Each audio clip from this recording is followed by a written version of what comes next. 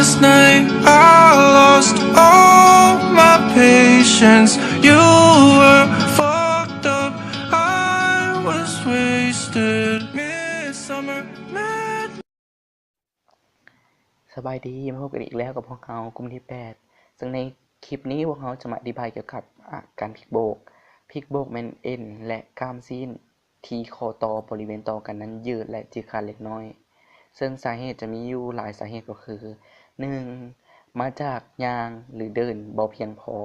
2. มาจากเกิบที่บ่ถึกกับตีนหรือสูงเกินควร 3. มาจากการเล่นกีฬาแบบแห้งๆและบอนที่มาเกิดขึ้นก็คือ 1. ข้อต่อตุ่มข้องข้อแขนข้อมือและข้อตีนซึ่งอาการคนเจ็บก็จะแสดงอาการก็คือ 1. เจ็บไข้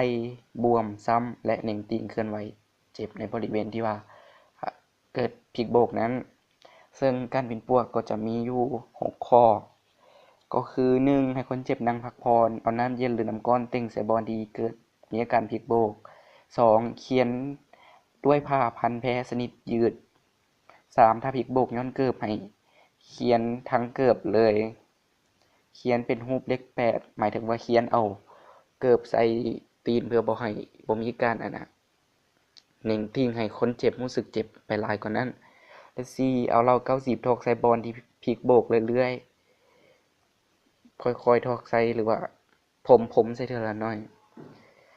5. มือต่อมาไม้ผ้าพันเขียนนั้นออกแล้วทายาคั่นบอนพลิกโบกนั้นด้วยบริบูรณ์หรือซาลิซิลัส 6. ถ้าได้ 4-5 มื้อยังบ่มีอาการ